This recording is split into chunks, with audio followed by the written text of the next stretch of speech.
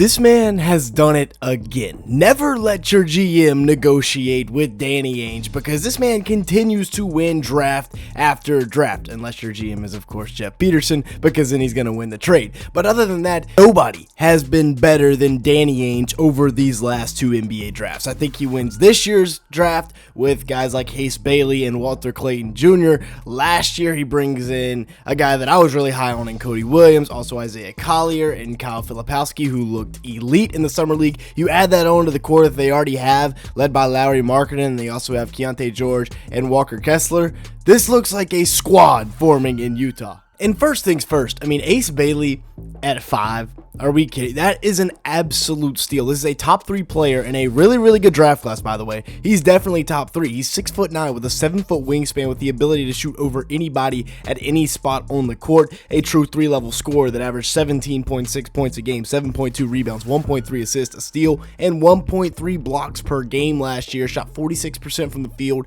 and 35% from 3 on 4.5 attempts.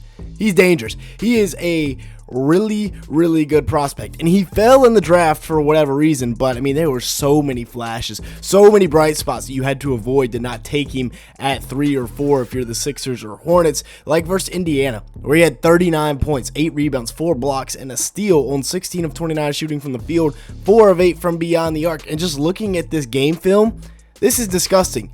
Jab step, pull up. Easy money right there in the mid-post area. Look how much space he generates with that jab step and then gets right into the shot, knocking it down. And then right exact same spot, a little further in, he's just going to rise right up and knock it down because the defender is, once again, he's expecting this jab step to come. He's shading him to the left, and Ace is just going to pull up. The high hand is not there in time, and he knocks it down. Then getting downhill, getting cut off, but it doesn't matter because he's going to spin out of it and knock down a nice little fadeaway and then the step through right there. Just really nice stuff. This is bag work, getting right to the rim. Too big, too good. Look at the handle. The cross one time and then crosses right back, gets the defender slided. That is nasty. Gets right to the rim. 1, 2, and 1 right there. Could have been. Now working off the ball screen, and this is a ridiculously tough shot, but that's what he does. He takes tough shots and he makes tough shots. Misdirected inverted step right there, gets right downhill and finishes with the right hand, and then getting into his fadeaway bag right here, knocking that down,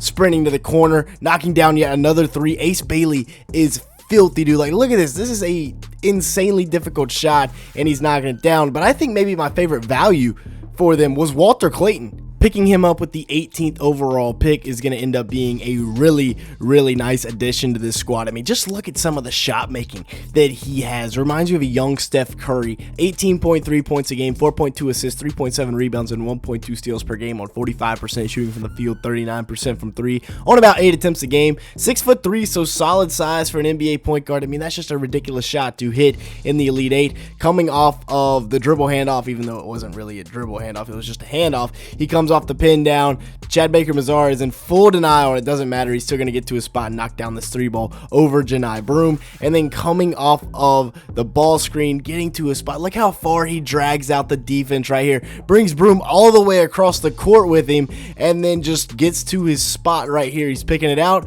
gets to his spot, rises up, and knocks it down. Butter. And then in the half court here, quick little hesitation move, gets right to the rim. That is filthy. Chasing him all over the court. He plays at such a quick pace that it's almost impossible to stay in front. Splits the screen and gets, oh, that is filthy right there. Splits them, gets right downhill and finishes with the right hand. It wasn't even a screen, it was just 2 defenders. He goes right through them and then lays her at the rim. That is filthy right there. Just watching Walter Clayton Jr. is a beautiful thing. Then getting right to his spot. He didn't have the most efficient summer league, but that's fine. The Jazz won the draft and it wasn't even really close. And then you bring in, you know, your class from last year, which I loved. I thought Cody Williams, and maybe this would have got me fired as an NBA GM, but I thought Cody Williams was a stud coming out of Colorado. And I think there's still plenty of time because he is a 6'8" wing with a 7'1" wingspan that is going to be 20 years old next year, turning 21 mid-season. He's going to be just fine. He averaged 4.6 points a game, 2.3 rebounds, 1.2 assists, and 0.5 steals in 21 minutes a game. And yes, the efficiency wasn't great. 32% from the field, 26% from 3. It was pretty horrible. horrible actually, but I think he is going to be just fine. He was the 10th overall pick. I had him as like a top 5 prospect in last year's class. I thought he was going to be really good, and I still think he can be really good. There were flashes, like knocking down the 3 ball. He just needs to put on a little bit of weight. He's only 190 pounds, but his brother just won an NBA championship as the second option on that Thunder team that looks like it's going to be a dynasty for years to come. I think Cody Williams is going to be perfectly fine in Utah, given he has plenty of chances to develop. Now, as for Isaiah Collier, getting him with the 29th overall pick, I had him as a top 15 prospect in last year's class, and it looks like he's going to turn out pretty well. 8.7 points a game, 6.3 assists, and 3.3 rebounds in just 26 minutes a night, stuffing the stat sheet. The efficiency was far from fantastic, but it's not like he's the first rookie guard to ever struggle when it comes to efficiency, and he definitely won't be the last, that's for sure. Getting to spots, hitting a little step back right there over the outstretched arms of the defender, and I mean, I think he is going to be just fine. 6'4", 6'5" wingspan, good build on him. Getting him at 29 was an absolute steal. And remember, he shot 34% from beyond the arc in college. I think he's going to be just fine. I know I already said that 4 times. And then Kyle Filipowski, who looks like, at least in the summer league, looked like a stud. Now, I know it's the summer league, so there's not a lot to talk about there, but he was the summer league MVP this year. He'll be just 22 years old, coming into his second season out of Duke. They got him at pick 32, which is pretty good value there. 9.6 a game with 6 rebounds and 2 assists, shot 50% from the field and 35% from 3 on 3.1 attempts. Little jab step into the 3 ball. He, like I said, averaged close to 30 a game in the summer league this year. He was dominant, so looking to hopefully transition some of that to the NBA level next year. And then looking at the Jazz overall, they had a solid core of 27-year-olds coming into last season. Danny Ainge only liked one of them, however, and it's the guy that he seems to be holding hostage in Utah because he will not give him up. Even if he gets a king's ransom, he will not give up Lauri Markkanen. And I mean, there's good reason behind that. He's a 6'11 post that can operate like a guard on the perimeter and knock down the 3 ball. Like, they run him off of screens, catching and shooting off of pin downs. He averaged 19 a game with 6 boards, 1.5 assists, and 0.4 blocks. Kind of a down year, but it was so obvious that the Jazz were tanking. His efficiency wasn't the best in the world. 42% from 3, or 42% from the field, as a 7-footer is not good whatsoever. 35% from 3. Large diet, or a large portion of his shot diet, were from beyond the arc, and we'll see a lot of that continue. But for a guy that's just going to be 27,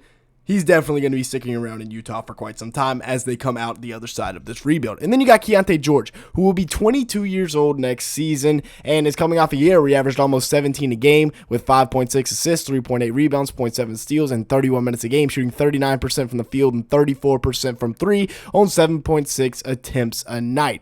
Getting to spots like right here, moving without the ball and knocking down the corner 3. The efficiency is just a big thing for him. You've also got Walker Kessler down low, who will be 24 next year. Another guy that Danny Ainge seems to want a king's ransom for, but he averaged 11 points, 12 rebounds, and 2.4 blocks in 30 minutes a game last year. So definitely a guy that you would like to keep around long term. A rim protecting, rim running big that can catch lobs and stretch the floor vertically instead of sideline to sideline. And then finally, Bryce Sensabaugh, who really came into his own last year in Utah. He is a really nice piece to this core in the long run. Shot 46% from the field and 42% from 3 on 5 attempts last year. He's also got good size for a wing. I think that's going to turn out as a pretty solid draft pick, of course, coming out of Ohio State. With that being said, that's going to be it for today's video. Another recap of Danny Ainge winning NBA drafts. Make sure to the like button, leave me a comment down below, and hit that subscribe button if you did enjoy at any point. And with that being said, thanks so much for watching today's video.